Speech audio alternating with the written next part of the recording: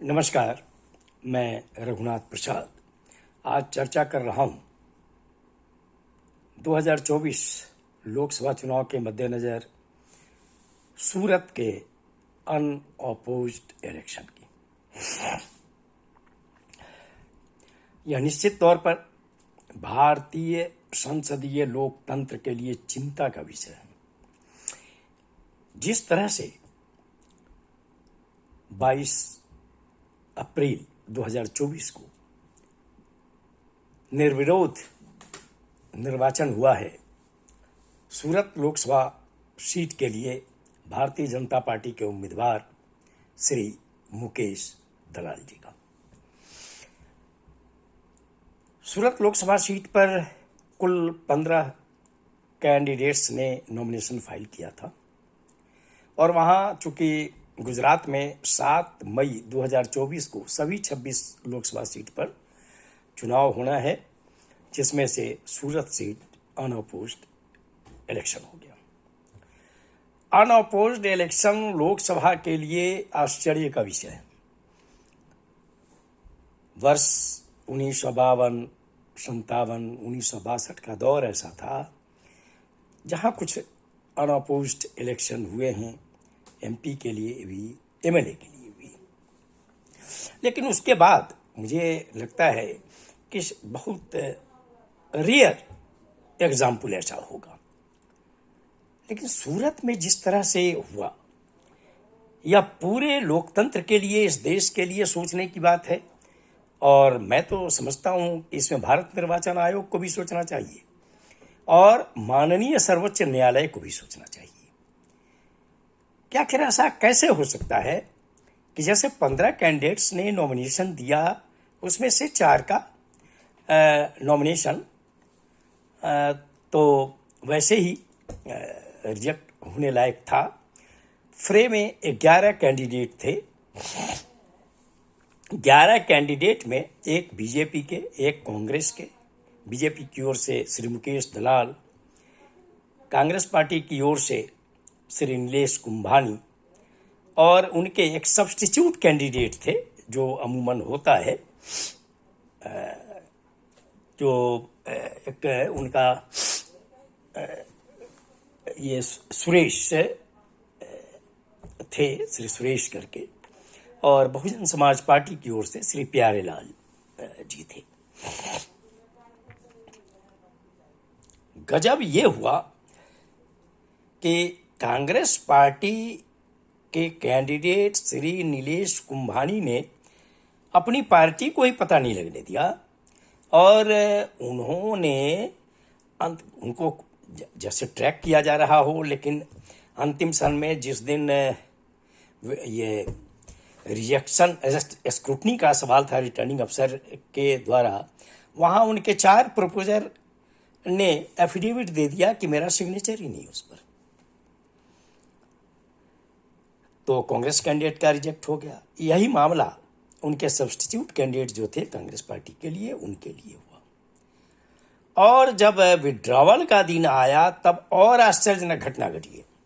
और ये आश्चर्यजनक घटना है कि बहुजन समाज पार्टी के नेतृत्व को पता ही नहीं चला और उनके कैंडिडेट श्री प्यारेलाल जी ने कैंडिडेचर विड्रॉ कर लिया। इसके अतिरिक्त जो 3 अनरिकॉग्नाइज्ड रजिस्टर्ड पॉलिटिकल पार्टीज के कैंडिडेट थे और 4 इंडिपेंडेंट कैंडिडेट थे, उन लोगों ने भी विड्रॉ कर लिया। क्या यह देखने से नहीं लगता है कि यह मैच फिक्सिंग थी? जब 1984 के लोकसभा चुनाव से भारतीय जनता पार्टी वहां पर जीतती रही है, आखिर ये परिस्थिति आई कैसे? रिटर्निंग अफसर और असिस्टेंट रिटर्निंग अफसर के रूप में काम करने का तजुर्बा मेरे जैसे भी भारतीय को प्राप्त है। मुझे लगता है कि पूरे सेवा काल में किसी भी इलेक्शन में शायद मैंने नहीं देखा एज असिस्टेंट रिटर्निंग अफसर और रिटर्निंग अफसर के किसी कैंडिडेट का, और वो भी कमाल बात है कि माने नेशनल पार्टी के कैंडिडेट का प्रपोजर, वो भी सभी का सभी जो चारों सेट होता है नॉमिनेशन का, उसके प्रपोजर्स आकर ये एफिडेविट देते हों कि उन्होंने सिग्नेचर ही नहीं किया। और मैंने आज तक किसी रिटर्निंग अफसर को नहीं देखा कि वो सिग्नेचर वेरिफिकेशन इस ढंग से हुआ हो। ऐसा मामला शायद किसी रिटर्निंग अफसर के सामने आया भी नहीं हो। खैर, रिटर्निंग अफसर का दायरा है, जो इलेक्शन कमीशन का गाइडलाइन होगा उसके आधार पर उन्होंने रिजेक्ट किया है, उस पर उन्होंने कारण दर्ज किया होगा। लेकिन पूरे देशवासियों को यह सोचना चाहिए कि क्या कांग्रेस का जो कैंडिडेट है नीलेश कुंभानी, उनके जो सब्स्टिट्यूट कैंडिडेट हैं श्री सुरेश, और जो बीएसपी के कैंडिडेट हैं श्री प्यारे लाल जी, क्या इनके कंडक्ट की जांच कहीं से नहीं होनी चाहिए? और इन लोगों पर आजीवन चुनाव का प्रतिबंध इलेक्शन कमीशन के द्वारा सारी जो भी कानूनी दायरे हों, ये जांच की जानी चाहिए।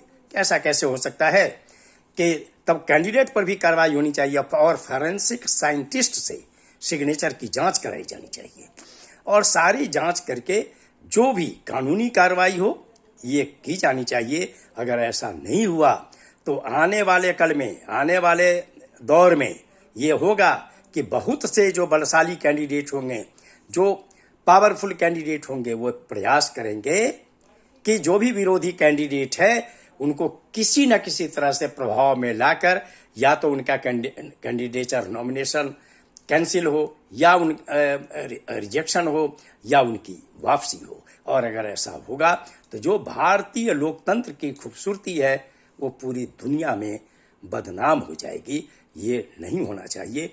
अब वक्त आ गया है कि भारत निर्वाचन आयोग को इसके लिए अलग से देखना चाहिए कि क्या है, और सभी पॉलिटिकल पार्टीज के सामने ये एक चुनौती है कि आने वाले जो रिजल्ट होंगे और उसके बाद जो सरकार बनेगी, उनके सामने एक यक्ष प्रश्न होगा कि ऐसी परिस्थितियों को कैसे रोका जाए और ऐसे कानून बनाए जाएं और इनको क्रिमिनल केस के दायरे में लाया जाए कि यदि कोई कैंडिडेट इस तरह से धोखाधड़ी का काम करता है तो उनको तो जीवन भर इलेक्शन लड़ने से रोक लगाई जानी चाहिए और इनको क्रिमिनल केस के भी दायरे में लाने का प्रयास करना चाहिए।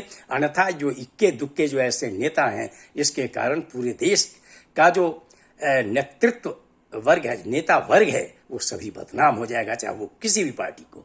आज जो चीज किसी के लिए अच्छी लगती हो वो पूरे देश के लिए घातक होगा, नासूर हो जाएगा इस लोकतंत्र के लिए। यह वीडियो आपको अच्छा लगा हो तो निश्चित तौर पर लाइक करें, शेयर करें।